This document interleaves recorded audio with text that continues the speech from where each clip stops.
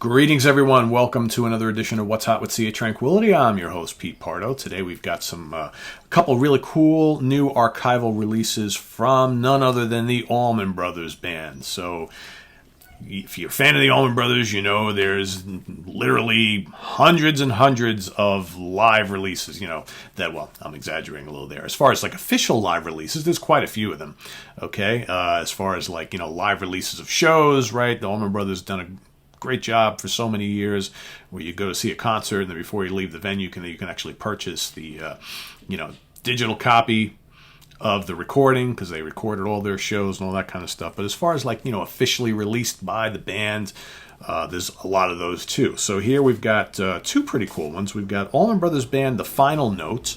And there you see Dwayne on the front, so obviously that's an older one, right?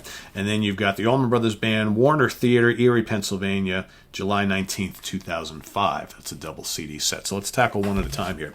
So the first one, and this is on Allman Brothers, the Allman Brothers Band Recording Company. These are both on separate labels here. One's on that. The other one is on Peach Records, okay? Both part of the Allman Brothers family. So what we have here, this is the Painter's Mill Music Fair from Owings Mills, Maryland, recorded October 17th, 1971. So you longtime fans might be saying, well, wait a second. Didn't Dwayne unfortunately pass away about a week later from that date? You are absolutely correct. So this is actually the last show that Dwayne performed with the Allman Brothers before they took a break from touring, and then a week later he tragically passed away on that horrible motorcycle accident, right? So this is the last live recordings of Dwayne Allman. Unfortunately, it's somewhat of a shortened show. Some of the recordings did not actually last throughout the years, I guess you could say. It's not the best recording ever you're going to hear of the Allman Brothers. In spots, it's pretty bad. In other spots, it's pretty decent. You've got In Memory of Elizabeth Reed is actually incomplete on here. You get about 6 minutes of it, which is a shame because it's a pretty scorching performance. You get a pretty... Whip and Post is about just under 13 minutes long, but let me go through the track listing here. So it starts off with, and the set list is very indicative of what we saw from the Allmans throughout this period. Statesboro Blues, kicking us all off. It leads into Trouble No More. Don't Keep Me Wondering comes after that. Done Somebody Wrong, followed by One Way Out. Then you got In Memory of Elizabeth Reed, incomplete performance, so like I said, about 6 minutes worth of that particular song.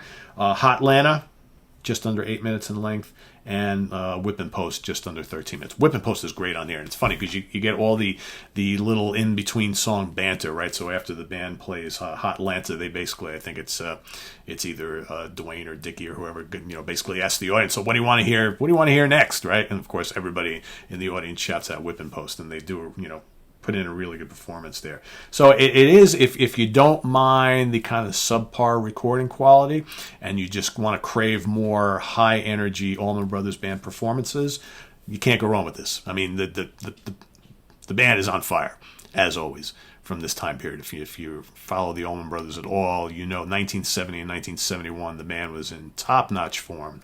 And it's just a real shame, that we lost Mr. Dwayne a week after this. There they are on stage. What's also kind of interesting here too is they I got to get the name of the guy, but they were actually joined on stage for part of this set by a guy named Juicy Carter on saxophone. So it's really interesting to hear, especially during In Memory of Elizabeth Reed and also Hotlanta and Whipping Post, to hear some sax in the background kind of playing along some of the melody lines. I remember before I started reading the credits on here, I kept hearing them wait a second.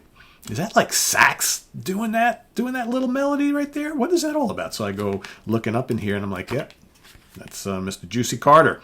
So pretty interesting. So yeah, and in the booklet here is pretty cool. So you get some information. There's the old poster. There's the man, the legend right there.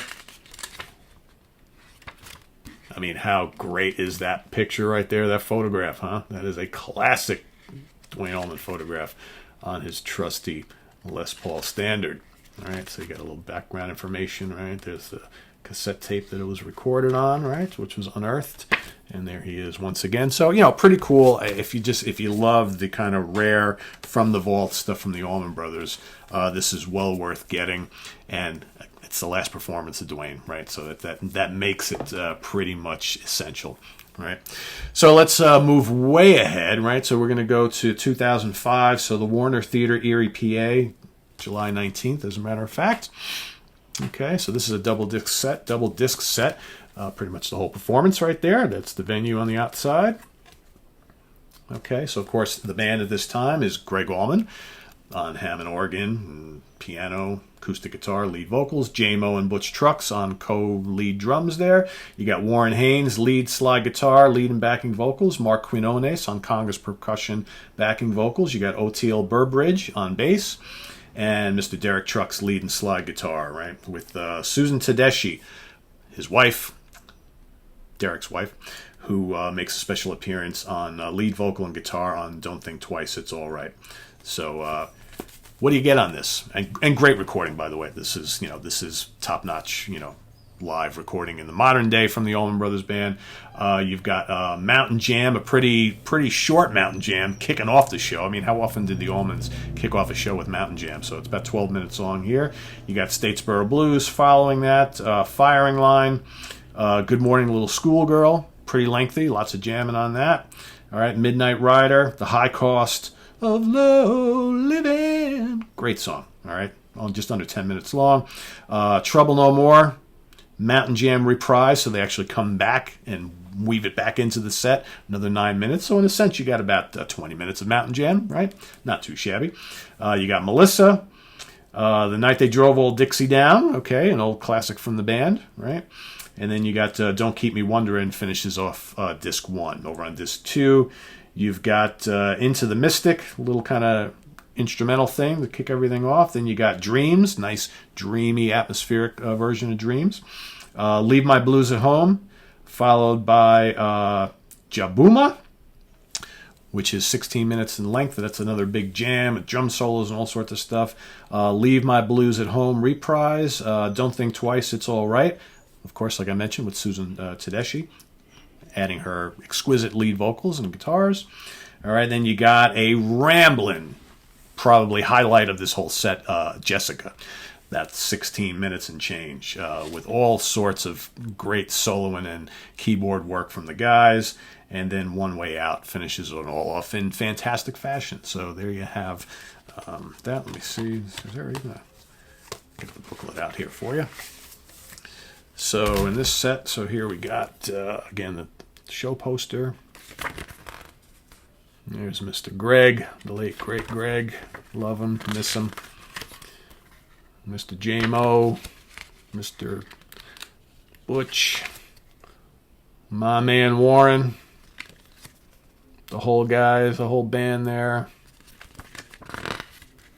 Mark, Derek, and O'Teal's in the back. There he is, along with Warren again. So, really cool release. There have been a lot of Allman Brothers from the vaults live, album issues over the last couple of years since Greg passed away and the band is basically retired. So, and I'm assuming we're going to get a lot more of these, which is okay by me because you can never have enough Allman Brothers Band, right? So there you have it, guys. Allman Brothers Band, The Final Note from Owings Mills, Maryland. The Music Fair from 1971. And this one over here, which is, of course, from the Warner Theater, Erie, Pennsylvania, 2005. All right? If you love the Allman Brothers, you probably got to have these, right? So visit us on the web at www.seatranquility.org. We're on Facebook. We're on Twitter. Of course, we're here on YouTube all the damn time. Coming up tonight, we've got 2 editions of The Monsters Den. One with Chris Sallow, one with Rich Gattino. Rich and I will be talking about some more Hammer horror classics. Chris and I will be talking about some greats of the Italian horror scene from Mario Bava, Dario Argento, and Lucio Fulci.